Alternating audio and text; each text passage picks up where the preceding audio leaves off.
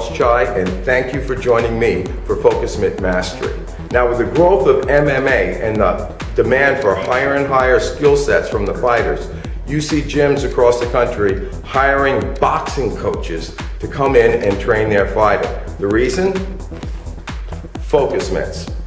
You see, a good coach who knows how to use focus mitts can add a dimension to the training of the fighter that you just cannot get with heavy bags, speed bags, or uppercut bags, or double end bags, anything like this, because you can work offense and defense with focus mitts. Now, is it something that you need? Absolutely. Students love working with focus mitts. They love the drills. Even the kids like to use them.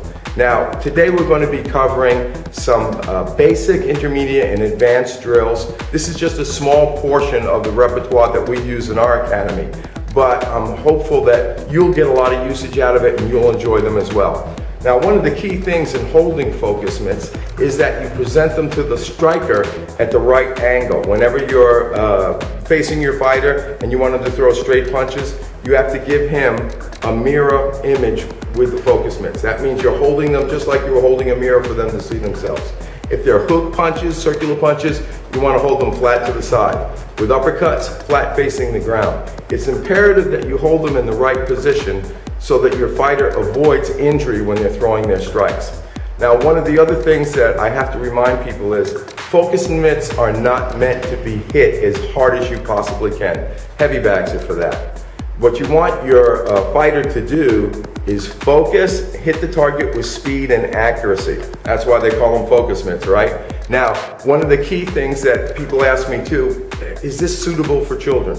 Absolutely, and the kids love doing these type of drills because they look cool.